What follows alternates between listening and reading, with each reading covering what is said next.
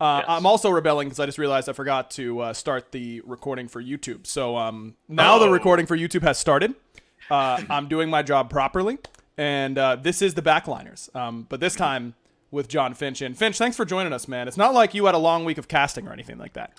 No, not at all. I'm happy to be here, and I kind of feel like I fit the spirit since I like to play Hunter anyway. I'm also kind of a backliner. I'm just fitting in. That's what I'm trying to do. Yeah, always. So BaRRA, here is where I hop out of the host seat and I hand it over to you. The show is at your fingertips, my friend. You can take this anywhere you want, anywhere. Cool. There are It's a no scary rules. thought. It is. What was it like watching our set from this weekend?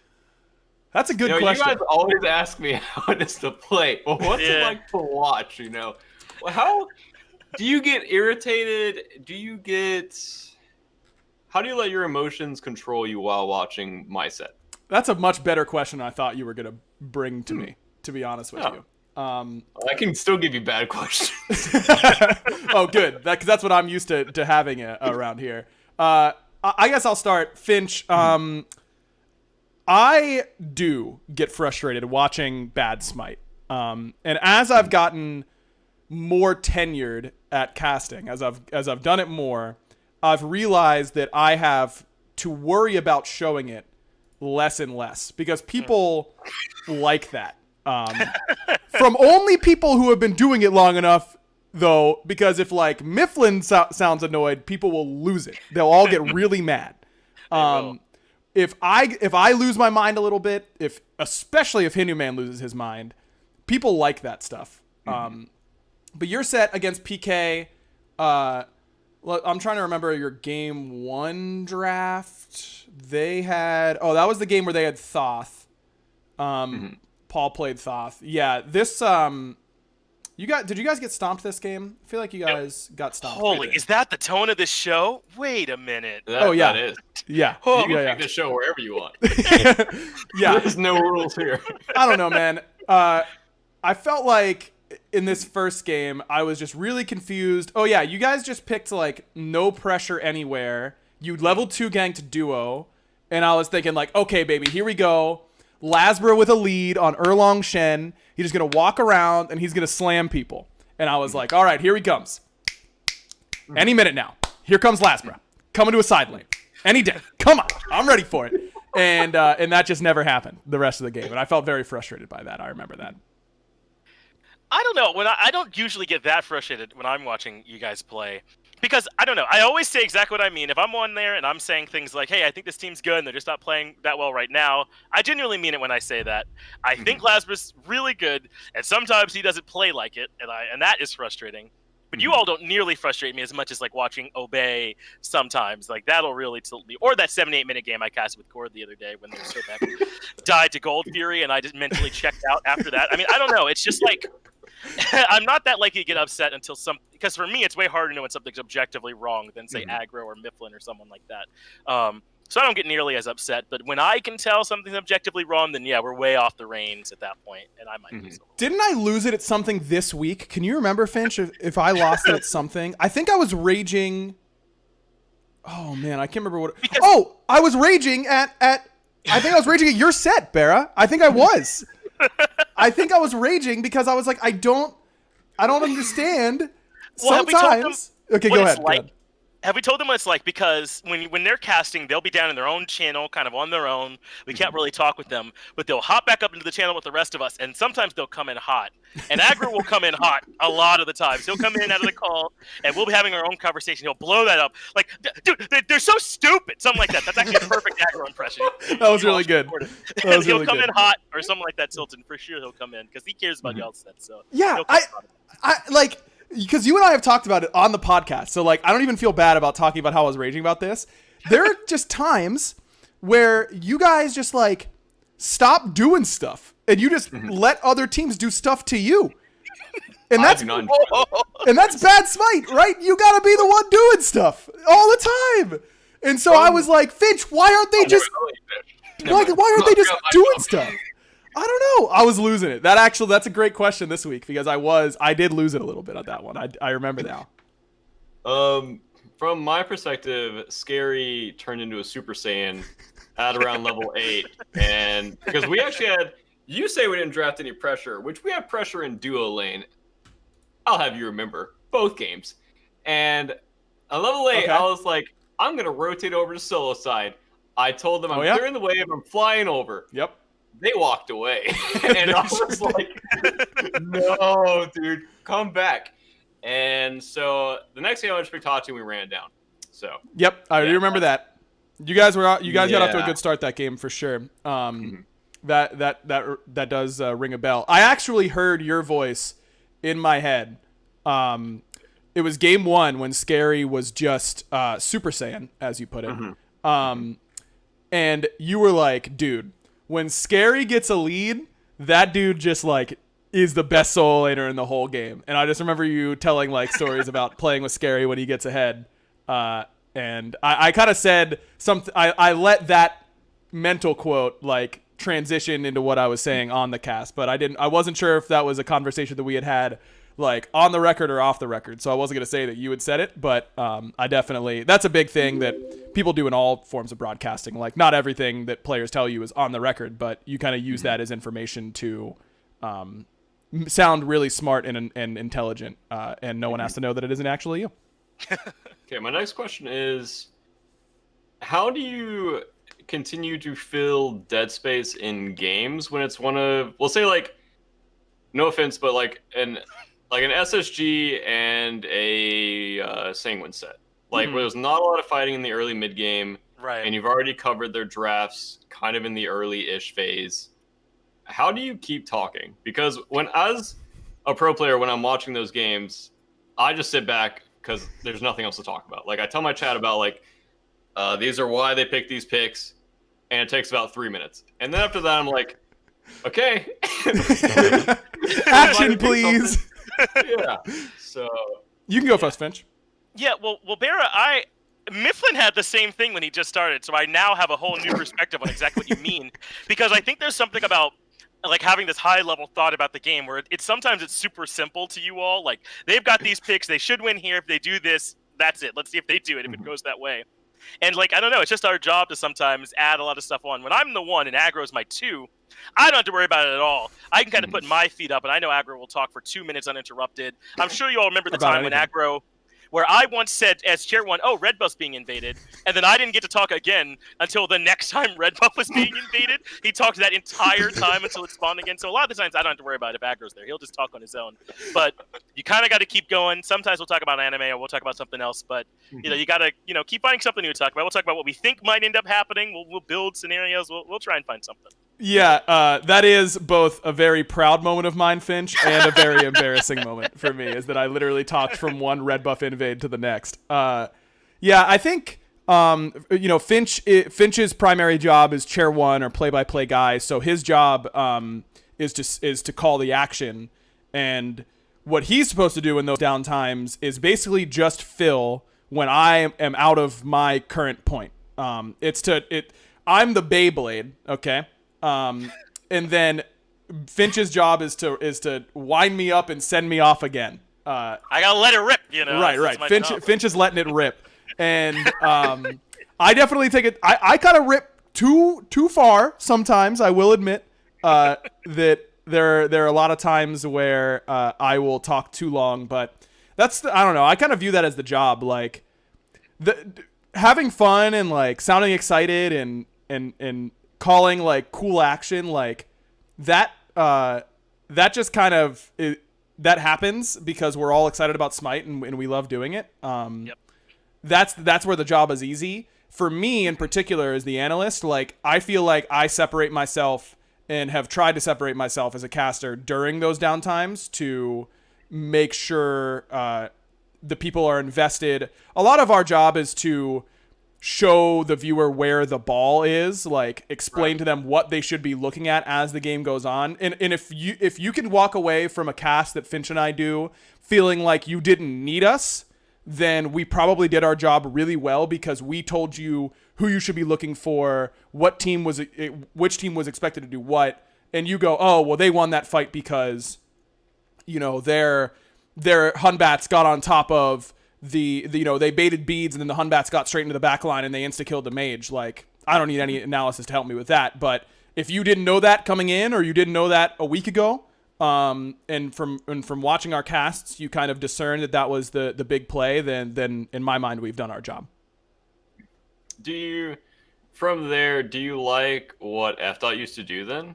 Where he would kind of run on tangents about random things? Because a lot of people didn't like that, and personally, I enjoyed it because it kind of took me away from Smite, because sometimes I'll get bored of like the kind of general Smite talk, because I kind of understand a lot of things that are kind of understand. Pro player, by the way. Right. I understand a lot of things that are happening in Smite, but I kind of like when casters give, I would say, a little bit of their personality into the cast 100%. to kind of run on random tangents to just kind of talk about themselves, because it, like you guys said, I don't know how you guys do it, like talking that much when nothing's happening. Like, dude, there's some boring moments. Do not get me wrong. Like, yeah. there are some moments where I'm like, man, I do not care about what this purple buff invade when a team is up 8K. I just could not care less. But, that's the job. I think Tom was fantastic at a whole lot of different things. And that doesn't mean that he didn't have moments where he probably should have reined it back a little bit or done a little bit something different. But nobody's perfect. And I loved that about Tom. It made him a lot of fun to cast with. And I think that, like, for the new guys this year especially, we all I think we've tried to make sure that we aren't going too off topic, because that's one of the harder parts of the job, is like ad-libbing properly. But I'm excited to the point where when those guys get to the point where they're comfortable enough in knowing when they have to reel it back in and understanding their range and that kind of stuff, that we can start messing around a little bit again. Because I always thought that was really fun. And yeah, there'll be people that don't like it, but casting's an art, not a science. No one. You're not going to please everybody. And like, never mind, you can go. Yeah, well, there's a lot of different moments where it can be tough to know. Like, sometimes there's built-in moments, like, right, where we're like, a team will get the fire giant and they're resetting. They're all going back to base, they're spending, they're clearing out the farm, and it'll be like a minute and a half before they're at the Phoenix is ready to siege. So those are built in. And then sometimes you have like the Sanguine matches, like you mentioned, where those are slow. But it's just about kind of knowing, I think, the right times to where you can afford to move off topic a little bit, and then knowing when you have to cut it off and get right back on. So it just takes some time to get used to. Is it easier to cast LAN games than to cast normal online split games? I think so, 100%. Yeah. You just feel the energy, the games matter more. The good thing about the SPL this year is that every game has the potential to be super close, and the way the standings points works now, games are a lot more relevant. But, I mean, dude, we'll cast a week 3 SCC game between the two teams that we both know aren't going to qualify. I'm going to be trolling that whole time. And you know what? I think people want me to be trolling the whole time. And if they don't, then I don't care. Because like I said, it's an art, not a science. Yeah, when the stakes are high, you get more invested. And I think the product almost always sounds better, for sure. For me, at least.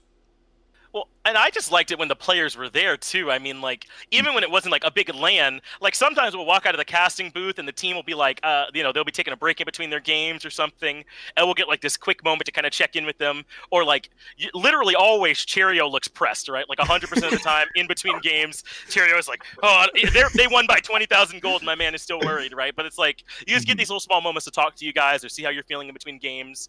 And, like, Aurora is the player I feel like I'm kind of the closest with.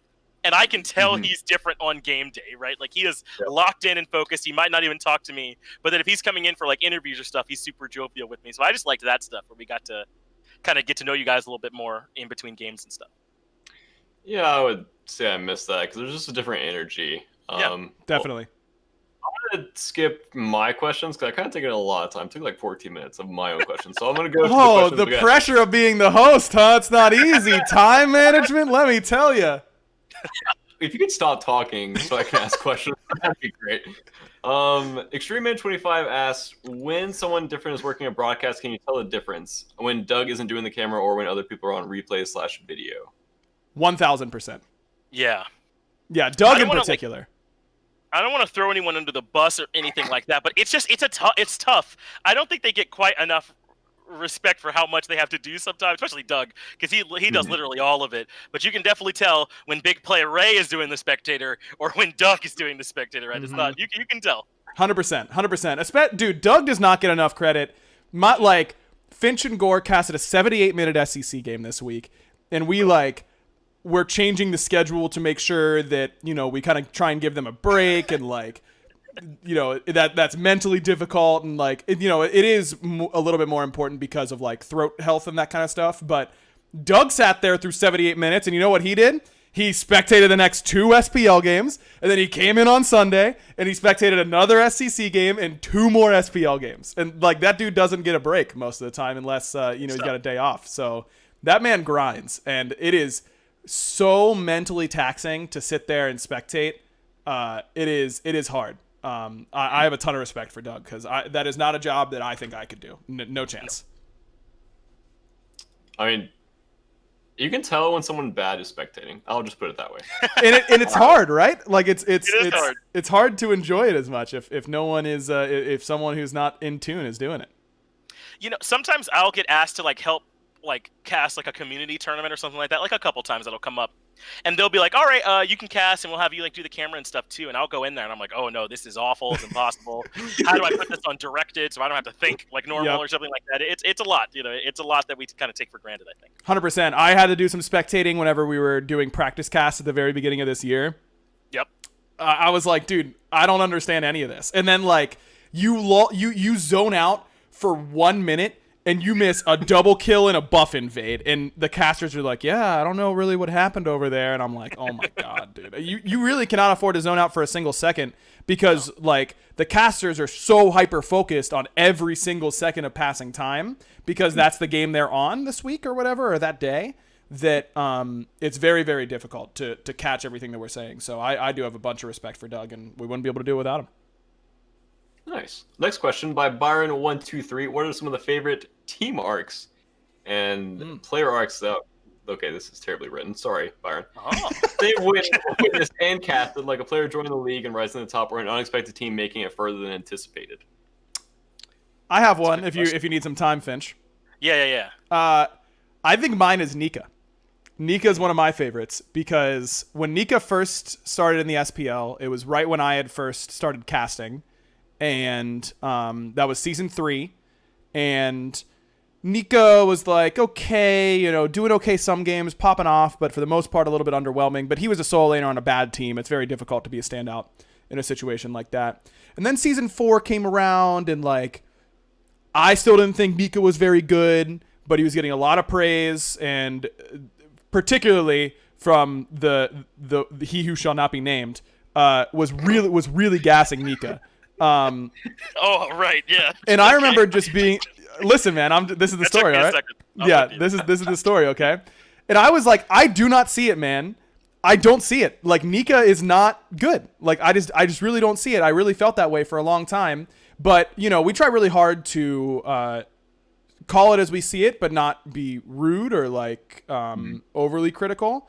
But I was not impressed with what I saw out of Nika for a long time. And then the dude just starts getting better and better and better and better. And all of a sudden, he's the best solo laner in the whole league. And I can't help but gas him every single game. I've gotten to know the guy. I really like watching his streams and talking to him and all that kind of stuff. But even before it got to the point where he was popping off last year, it went, in my mind, it was Nika is, you always kind of think of it as last ones into the SPL, who would be the ones to get replaced. I always thought Nika was right on that bubble, and then it was okay, he's a solid SPL solo laner, he's definitely better than any available option. And then it was, no, he's actively winning his team games. And then it was, no, he's outskilling every other solo laner in the whole league. And from someone who, for me, just getting my opinion changed by him playing better every single week was really fun for me to watch. And now I think he's literally one of the best players, not just solo laners, but I think he's one of the best players in the whole league. Yeah, for me, I'm glad you gave me all that time to think about it, Aggro. That's my job. Yep. It was Paul for me, right? Because I remember thinking when he was in the SEC or minor league or whatever it was at that point, because that was almost season 4 when he came in. I remember thinking like he's like crushing everybody on this like Hebo or whatever, but that's not going to translate to the SPL. Like his aggressive play style, is he going to be able to play some of the more meta picks or mesh with these teams? But I feel like he came in and like almost instantly was good and competing at that high level. And since then, like I consider him one of the very best mid laners in the league right now. I mean, Dardez and Shinto and them are making a good name too, but he's up there, man. I think maybe there's like a little bit of some of that regression now, but I definitely distinctly remember thinking, no way that what this man is doing is going to work at this level. He's going to get punished. He can't just walk up to your red buff and steal it literally every game, can he? And then when he came in, that's kind of exactly what he was doing. So I was impressed with his run for sure. Next one. Okay, well, DJ Kobayashi apparently wants to congratulate you guys for being so awesome at preventing dead air. And then thank you. The question is, how much of that is encouraged by your superiors, the prevention of dead air, and how much do you prepare before the game to keep yourselves talking throughout the game? You can go ahead, Finch. Yeah, that's interesting. You know, Tom F-Dot was a big fan of sometimes kind of like allowing there to be some space. And I think that was a lot easier when we were in the studio. Like that's a lot harder now when we're online because like you don't know if there's dead space because there's an issue or because they're like just taking a moment to think or something like that. So it's a lot harder now. But when you're in the studio, you can like kind of put your hand up like, hey, I'm just breathing for a moment. But I think that there are a lot of times when it's good to just let the game breathe for a moment, you know, take a breath. We don't have to literally be talking wall to wall, but a lot of the times you want to make sure you come in with some talking points. Gore is really good about coming in with super relevant stats. I feel like he'll do matchup stats or stuff like that. So I think he's one of the best at it now that we've got him on Smite and making sure he's got some of that extra stuff too. 100%. Gore is a prep beast. I think dead air and normal downtime in talking are two pretty different things. Dead air, it's kind of like, yeah, you know, we're wary of how long we're going in between each sentence, but good casting is a conversation between two people who just both happen to be like really sick at talking is the best way to think about it. And at least that's what we're shooting for.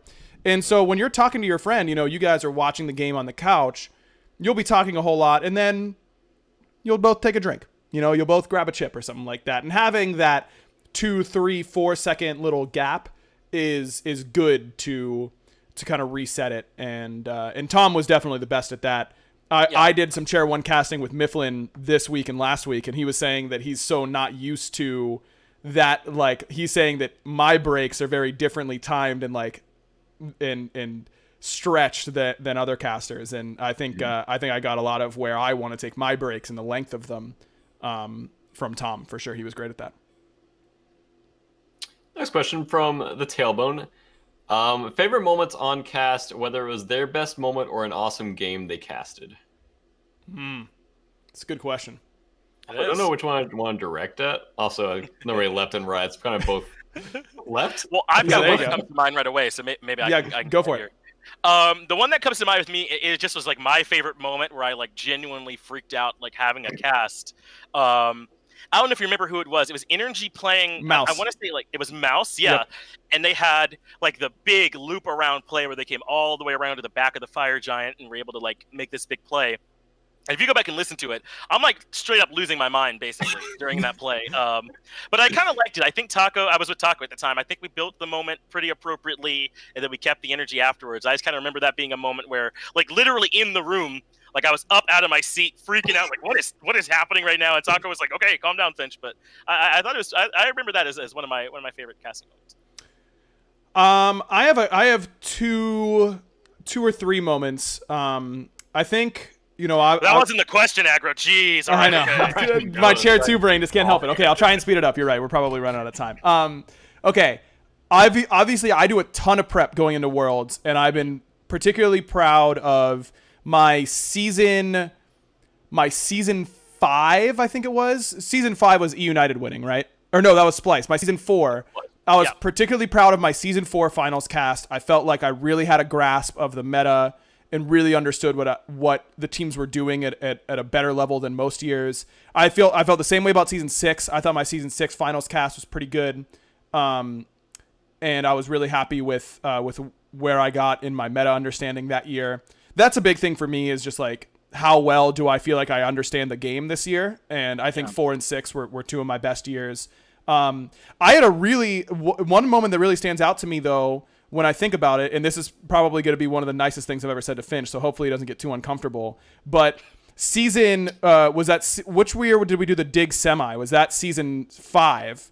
I think it's season 5. Where I lost my voice when Moswall killed Fred when he jumped on him on red buff. I didn't have enough air, and I tried to like pop off and threw out my vocal cords. And Finch was still fairly new. That was the biggest set Finch had ever done, and I'm kind of on that set to guide him there. And then I basically blow a tire on that set. And I remember feeling very proud of how Finch handled that set afterwards. And I think about that as some of my better memories casting. Damn, it's hard to hate Aggro when he's gassing you like that. All right, we gotta love it. I appreciate you. That was a great cast, though. I remember, like, because at that point I hadn't like gotten a ton of like individual gas then, but like Aggro came up to me afterwards. Hindu like pulled me aside and said he liked the cast too. So that was when I remember that one too. I felt a lot like, okay, maybe they can kind of rely on me a little bit now too. So I appreciate it. 100%. Yeah. It's your story arc. OMG, it's Joe Law says, if you were to find yourself stranded with limited supplies, which caster would you choose to improve your chances of survival? Wait, which caster would I be with? Which caster? You and another caster are stranded on an island with limited supplies. Who are you taking? I think we're dead no matter what. Yes, but I think I'd take Dave. Yep. Because imagine if a plane does come overhead. No way you're not stopping for Dave Dolson Olsen, right? We gotta make sure we get that man out of there. And if I can like glom on and also get saved, that would be pretty sweet, right? I think that's probably my best chance. Is if I let them know I've got that man with me, someone's coming to save us. Yeah, I think I'm gonna go Gore just based on Gore seems like the type of dude who would have a lot of information on how to survive in the wilderness because he like binged a couple seasons of Bear Grylls or something like that. But let me make this very clear. I will not be contributing. I'm a dead weight in that situation. Mifflin and Hindu Man are active detriments. You can't take. There's no way you can take Hindu with you, right? No He's way. so toxic. He would instantly kill you if he thought for 1 second that eating your calf meat is a better chance of him surviving than keeping you around. He's killing you instantly. So. And Mifflin will just troll because that's funnier to him than surviving. So it sure is. I don't think that either of them would be any help at all. That segues well into our next question. By the Hythe, when does the pain go away? All right, so it doesn't. Life is it's a dark tunnel that you keep thinking that maybe there's light. It gets darker and there's no end. But also, sometimes there's light. So hey, some hope, I would say. Yeah, I'll just retweet what Finch said. Nice. Next question by the Aggro. Which guest casters / analysts have been their favorites over the years, like when players are on the desk, etc.? Very good question. Very good question. That's a really hard question. There's been a lot of good ones. Has been. Oh, man. I think the best moment for any guest caster was definitely PBM calling Ionic a bitch at that one LAN. That was was one of the funniest things that's ever happened on a Smite camera, for sure. And it's no coincidence that it's involving Mike. But I think the best player caster, sorry to up the rivalry here, BaRRA, was Steve. I think Zap was the best. Agreed. Player I know caster. you think that, but I don't think you're right, bud. I'm sorry. Actually, him or Trick Stink? Trix was good. I like both. Trix was good. Trix sometimes was like, we had to really lead him to water, but when he got there, he drank well. You know what I mean? Like he required a little bit more direction, I think. But I didn't work with Steve. I was just a fan at the time, so it's hard to say for sure. You're forgetting the actual literal perfect human that is Demi, and when we would have him with us, dude. and how sick he. I'm sorry, Aggro, you made it too free for me and too easy to come in and crush you like this, and I'll take it. But yeah, Demi is a great person, just by the way, to talk to in between. Mm-hmm. He's fun to be around. He's a super cool, humble guy too, and then he's great when he's on the desk as well. So, and he was a trooper. There are tons of times that we put like Demi, Kelly, and like not really another like pro. I don't feel like on there with them, and they had to like stall and buy time. And I thought Demi was great at that stuff. Yeah, that's a great shout. Also Demi was really fantastic. Well, he's just a great mind. Yeah, he's probably second favorite coach that I've had ever. Who was number one? You can't leave us on the. It's Ro. Oh, okay, that's a good. Well, Ro's there right now. Ro is awesome, by the way. I love Ro. Dude, I'll just put that Did anyone else love my Ro? This is a Ro appreciation tweet. I loved my own tweet because I really did. I watched his interview and I was like, "Damn, dude, Ro is so sick," and I was feeling appreciative towards him. He works so hard, and he's very harsh on us in a good way. Yeah. And he just wants the best for us, and he's really critical of himself and critical on us, which sometimes can be scary, but sometimes it's what you need to grow as a player. 100%. Sorry for talking. Next question. You're allowed to talk. 64. What is the biggest... I like this question because it's a scary question. Mhm. What is the biggest disagreement you've had with a pro player as a caster over something said on the cast? Who was it and what was it about? Don't have to say who it was if it's sensitive. That is a good question. That is a scary question to answer. You don't have to answer if you don't want to. It has to be a pro player, you said, right? It can't be like maybe an org owner or something like that. Like that's not allowed for me to say. I mean, I think that's allowed if you want to talk about it. Yeah. You can take this wherever you want. I was gonna say you probably don't have that many with players, Finch. I don't, because I don't go out on a limb that often, like kind of by direction. But like and I trust what I hear from my twos a lot of the times too. So I don't go out on a limb that often to do the disagreement. But I mean, obviously there was the time when I referred to Obey as the worst team in the league because they were, and Obey, took some. They didn't like it, so sometimes you got to talk to them about it. You hope that they do the proper channels. They come to you, talk to you kind of like an adult might, but sometimes they don't. So you got to deal with that. Yeah, I think I was actually talking about this earlier today. I think the most backlash I've gotten. Okay. From one of my I'd love comments. to hear about this because all I see is slurp for this dude. They love aggro up to the hill. Dude, the casters make fun of me all the time for how much the community loves what I say, and I just don't know what to do about it. I don't know. I think one of the times I got the most hate was last year whenever Tom asked me on the desk. It was after, I don't know which, it was definitely you guys, BaRRA. It was SSG. And you had just thrown another set by fire. That narrows it down, not a whole lot. And he said, what should they do? Because they just keep losing. And I said, well, they should make a roster change at this point. Because it was just like, I felt like I'd been asked that question a billion times. And there was no answer that I had besides that. And I've explained it since that in sports and in esports, winning is a binary concept. You either have the potential to win the world championship or you don't. And if you don't, then you need to change to the point where you do. Not everyone's going to be able to win. And that's kind of understood going in. And I remember Destiny got really mad at me. I had to DM with her a little bit.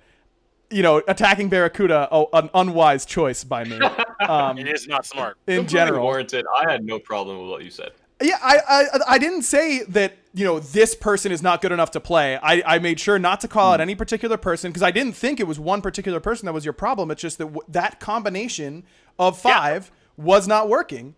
And I think that's the most backlash I've ever gotten that I can think of. But I think there's at least one more. I just can't remember exactly what it was. But I've been lucky to establish good relationships with a lot of pros. I often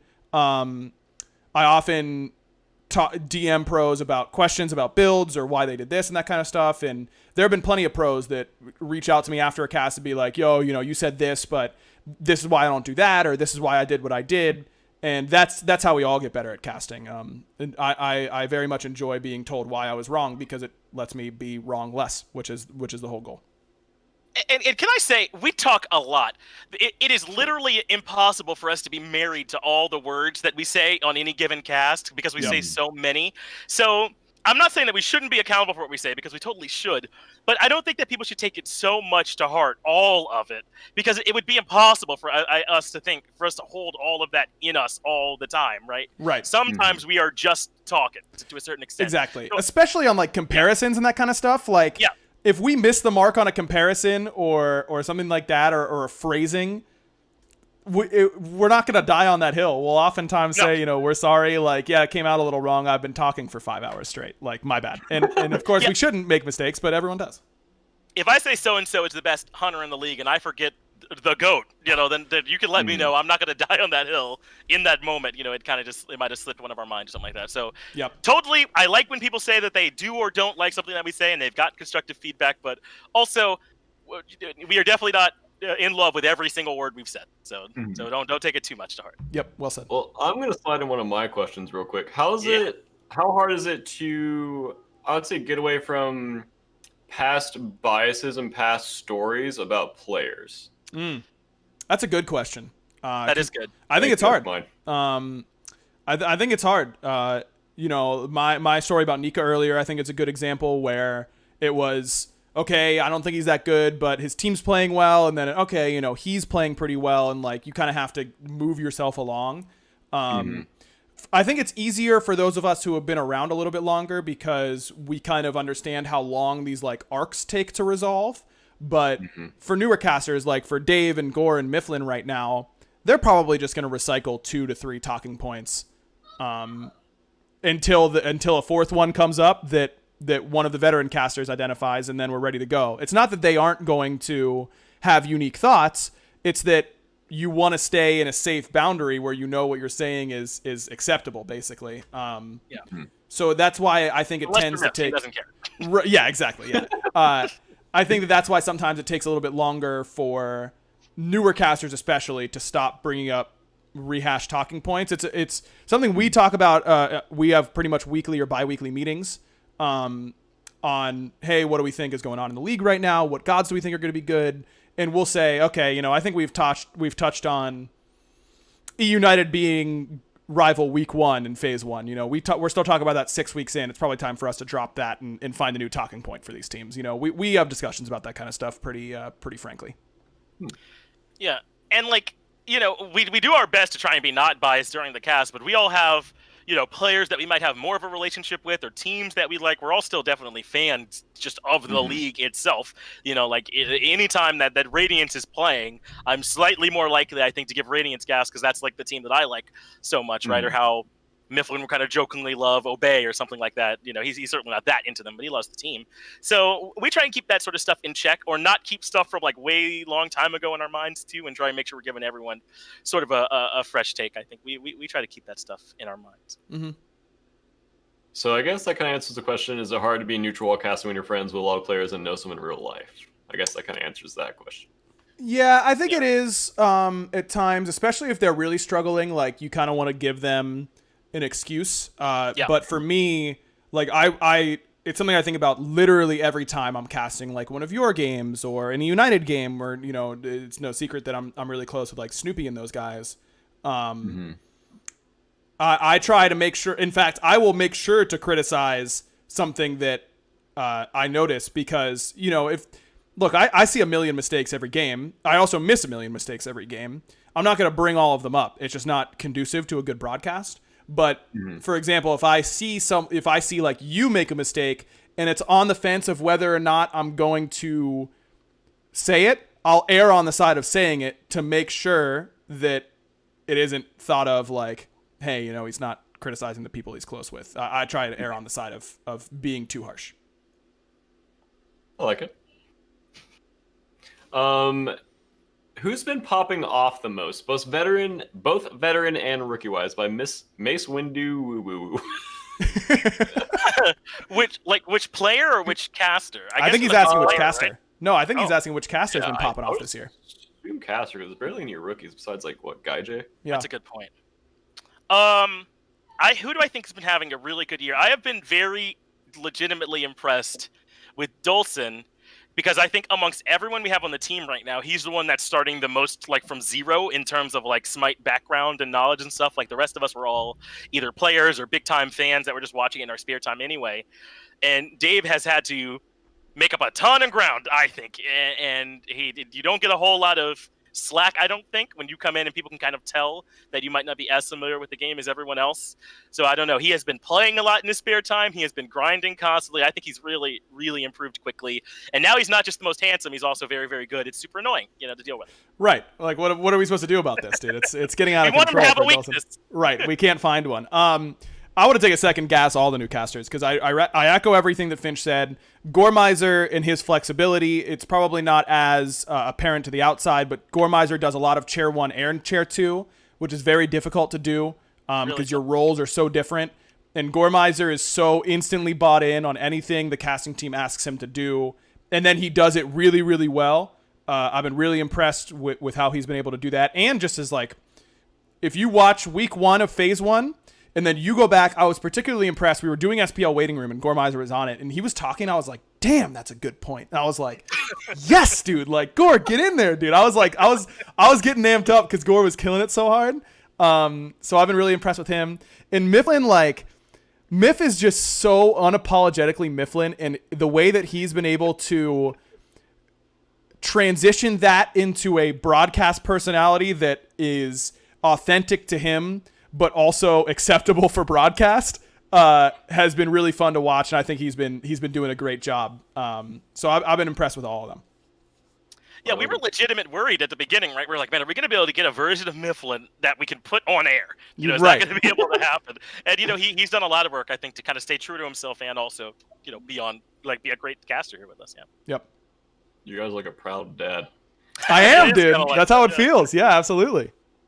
From Clacy24, what is one call you wish you could redo? Oh, great question. It's a good question. That's a hard one. That's a rough one. It is. It is harder than I think. It is harder than people think for us to remember specific moments. Mm-hmm. So if you have a specific moment, I'm gonna think for a second. Well, I wish I wouldn't have blown my voice out in the semifinal season 5 for sure. That's the first one that comes to mind. Thanks for giving me a chance to grow. I appreciate it. Yeah, anytime. I think season 4 Worlds Finals, the end call where Tom gets a little bit lost, which happens. I think we recovered super well, and I know Tom has lost sleep over that call when he really shouldn't. But I think anyone would in his shoes.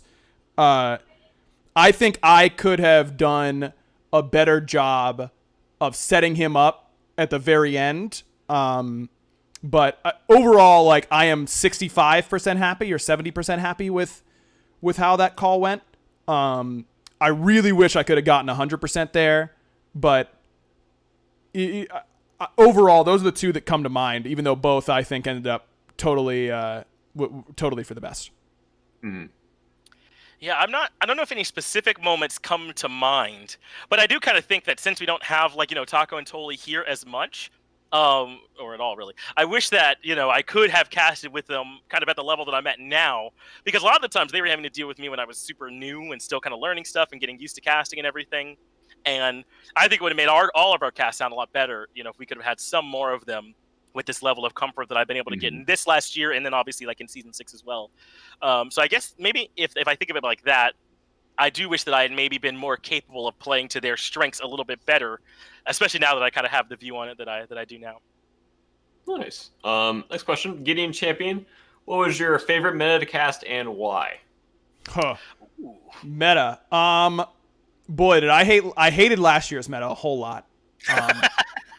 I wouldn't say that one. Even though I felt like I really understood it, I did not like casting it that much. Because it was like, all right, and here's where we just wait until the level 19 hunters rotate in, and they'll determine what happens. So we'll just wait around until that happens.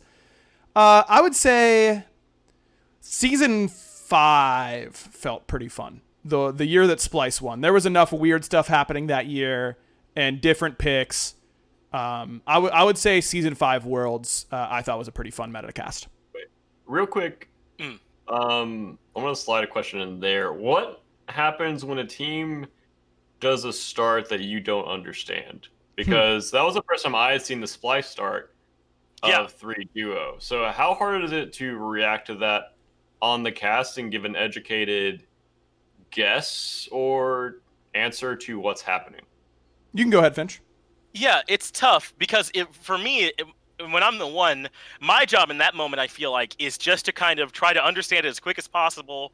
Make sure that I point out that this is something new, like when, like in that situation when the solo laner is just over there in duo for some reason, and they'll TP back. Or I've been trying to point out more. I mean, I don't think it's nearly as big, but we see now, I think, if you feel like you're going to lose pressure in lane, we've seen people like do purple, hog alpha, and then kind of come back to lane just in time to meet it. So I feel like that's kind of like something that's relatively recent.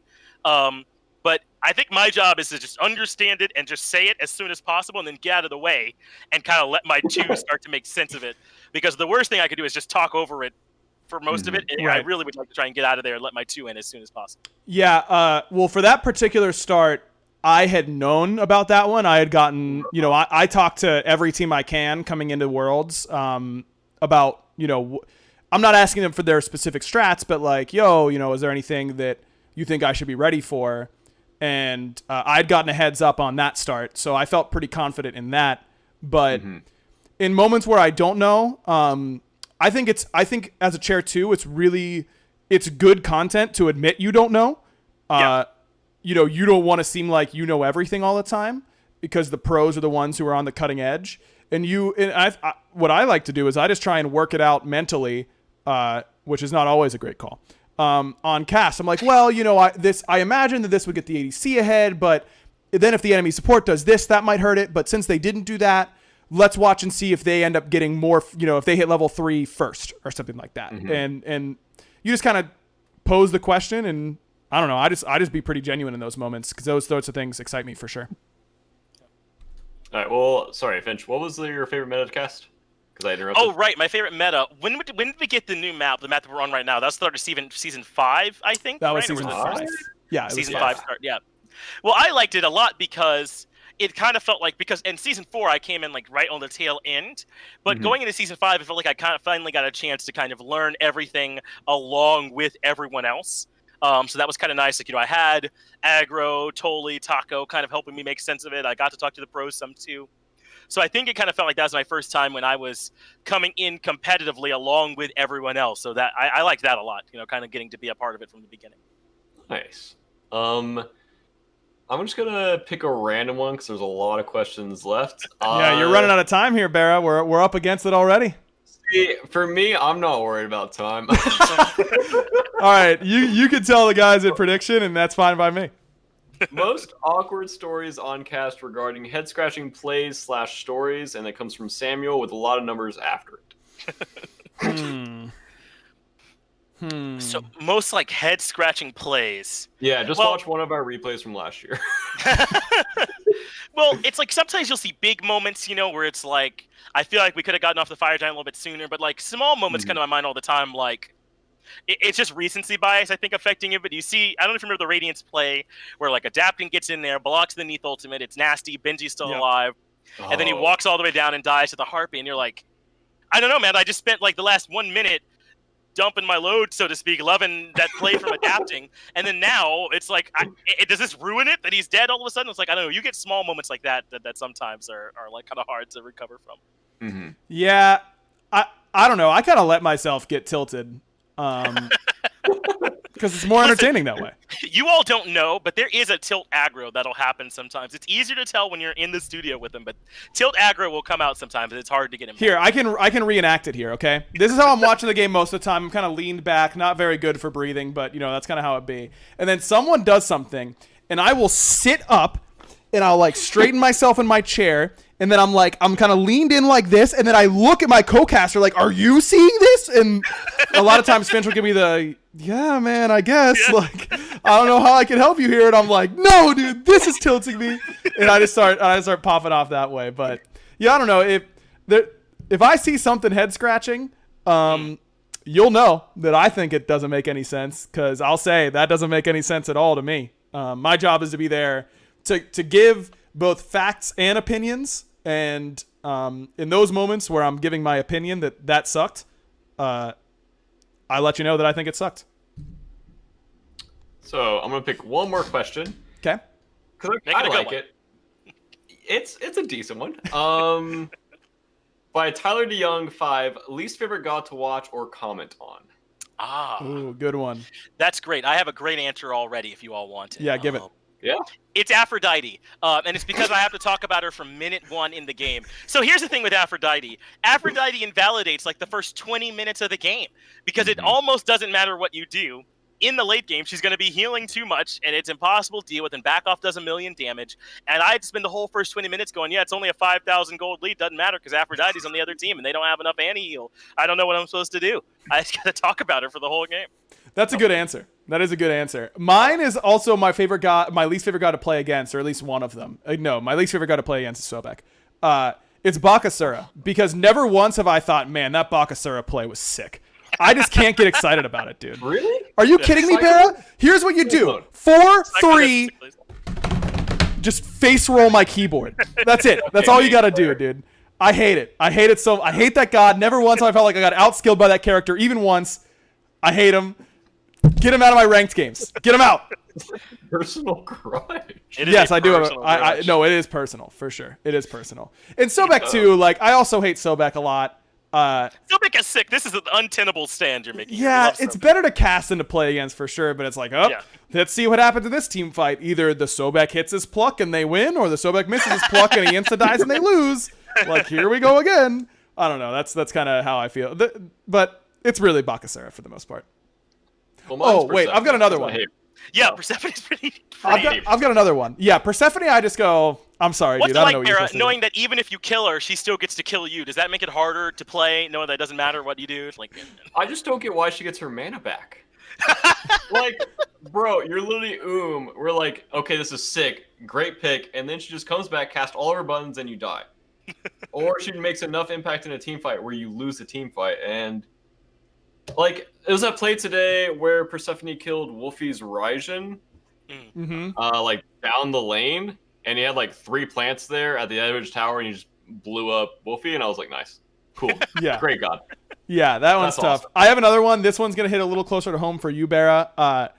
Chang'e puts me to sleep. I hate it. I just don't. You're gonna say Jane. No. I thought you were gonna say Jing too. Yeah, that would have really hit close to home. But this is at least a god that your team had a big hand in putting on broadcast a whole lot. Chang'e is just like resident sleeper, dude. Mm-hmm. I love Chang'e. You'll never. I am a notorious Chang'e hater. I hate that character, dude. Because on Box, back in the day, none of the mid laners could hit any buttons. And so they just started playing Chang'e because everything's unmissable. And I'd play against Chang'e mid and scrims every day. And I wanted to lose it because I wanted to play Isis and Poseidon, both of whom are horrible to play against Chang'e. And I had no fun at all. Oh, it's because he has Beads Aegis on like a 15-second cooldown. Right, and you move the whole time, like really fast. You get movement speed while you're doing it. Yeah. Oh, I hate These it. are just personal grudges. You're not even talking about casting. These are just personal grudges. Well, that's my It does casting. not like Chang'e or BaRRaCCuDDa. It sounds like. Yeah, that's right. That's right. All right. So I guess I'll ask the gorilla question because Chad will be mad at me if I don't ask you the gorilla question. Oh yeah, I think Finch is wrong here, but I can't remember exactly what your position is. It's it's the old question that I was raging at Mifflin about months ago. 100 cloned Mifflins against a gorilla, a fully grown adult male silverback gorilla. I will give the one stipulation that makes this possible. If the clones all have like shadow clone jutsu tech from Naruto where they don't care about dying and they're all willing to run in and get smashed to smithereens, then I think you can do it because only one of you's got to make it in the end, right? You can definitely win with 99 of you. If 99 are willing to die, you can do it. No, dude. How do they kill it? I don't understand how they even kill it. They can overpower it. There's 99 is a lot. Talk about surface area. They've got him covered, dude. Right, but that's what I'm saying. That's what I'm saying, Finch. Only so many. Gorillas are not actually that big, like mass-wise. Right. They're just strong. So there's only so many Mifflins that could be in contact with the gorilla at one time. 99 can't be on him at the same time. The first 20 are smashed to powder. I concede that. It's just that this gorilla's gonna get tired. How many Mifflins? That is the only argument. Yeah. Yes, that is the only argument. Is that the gorilla will get tired. That's the only one. Because if that gorilla has boofed some G Fuel earlier that day, it's game over. It is game over. No chance the Mifflins ever heard it, ever. If none of them want to survive, if they're all willing to die, you can do it. You can't do it. That's incorrect. Last question. What is your favorite way to eat bacon? And I will just say bacon as just a slice of bacon, not on a sandwich, not on anything in particular, just one standard slice of bacon. Because mine is the perfect combination between chewy and done, where it still has some tear potential. Yep. But when you're biting it, there's a nice crisp. Yeah, Barra's right on this, and Aggro, as often is the case, is a fool here. You want bacon that's not too crisp. I don't want my bacon to be a complete horizontal line, but you want it to have some structure, some body, so to speak, to it, but to still have a little bit of give, a little bit of chew. That is the perfect way to eat your bacon. Here's the deal. If I bite into my bacon and I get those little stringies at all, you know what I'm talking about? Like I have to pull it apart. I hate my life. I hate it here instantly. I want if I could grab my bacon, you mentioned straight horizontal. I want it flatter than the horizon, okay? Yeah. And that sounds awful to me. And if I do like the pencil wiggle, you know how you would like grab the end of the pencil and like wiggle it to make it look like it was waving? If I do that and it doesn't shatter into a million pieces, what's the point of me being here, dude? I want it crispy, okay? And what I tell restaurants, because they're scared to make it that crispy, as they should be, because a lot of people would probably complain. When I go to a restaurant, I'm at Waffle House, I go, yo, can I get some bacon? And you can basically burn it. That's what I tell them. Because that way I'll get it to where I actually want it. Right on the edge. It's perfect that way, dude. Crispy bacon is the best. It loses like all flavor the crispier it gets. Nope. Yes, it does. Nope. Bro, it's so salty. It's salty and delicious, man. Salty it's burnt flesh. No, it's so good. Yes. Crispy. Dude. The crispier, the better. BaRRa, you actually picked the worst question, by the way. When I was in your chat earlier and I mentioned that you had to do... This was a good question, don't get me wrong. But someone had a very good random question. I feel like I need to bring it up because it's actually really good. Sorry. I'll let you finish. Right. That's fine. Right.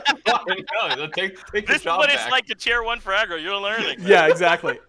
Listen, what is the ideal t-shirt fit feel like? You know, like do you like the loose baggy? I knew you were gonna bring up this Dude, that's question, a good question. bro. Like, It's describe your perfect t-shirt. It's a good question. A t-shirt. What do you How mean? complicated can it be? Oh my You God, want this it is on, like it fits nice. John. Can you believe this? Okay, you're both named John Finch. Can you believe this? When I asked BaRRa what his ideal sandwich was, he goes, "I don't know, bread." Whoa! All I right. did not say that. You did. I said, "What kind of bread?" And you said, "I don't know, whatever I get at Publix." You said the exact same thing to You me, go man. into Publix and ask for sandwich? Is that how you work? You walk up to the deli and one sandwich, please. Aggro will write like paragraphs about his favorite sandwich. It's That's not right. that complicated. It is. It's really not. No, Neither it is wearing a t-shirt. You put the t-shirt on and it's comfortable. And what do you want it to feel like? Describe it to me.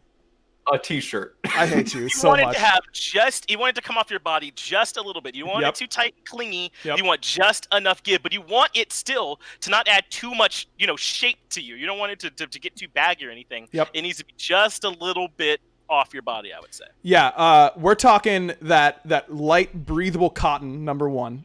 That's I'll see you big. guys in 5 minutes. Yeah. Already see too you guys. deep for me here, but I can sign. My God, you guys just don't like. What do you mean, dude? I don't understand. It's got. Oh, keep going. Keep going. We're here for Okay, you. like some t-shirts, like you can feel the seam on your shoulder, like on the tops of your shoulders a little bit. That bugs me. That's got to be a lighter seam up here, or else it's gonna really make me mad. And just like it's got to breathe. That's the big thing for me is breathability of the t-shirt is huge. The fit, like, a shirt fitting is one thing, and Finch does the right thing in describing it, but like, I think we could all assume that we want the t-shirt to fit. I'm talking light cotton, top seam is really important. No tag, no tag. Hold its shape. It needs to hold its. I don't like shirts that'll get all foldy on you and wrinkly. Hold its shape. I need that. You want a TC Tuggers, the only t-shirt with a knob on the front. You know That's what I mean? right. Yeah, but you can't make fun of the knob. I think you should leave, all of you, both listening and watching. Great show. This is it is the funniest show that's ever existed. Are you gonna let BaRRa close the show now? Yeah, BaRRa, do my normal spiel, and I'll do your bye. This is good. This is gonna be good. Yeah, go for it. No, it's fine.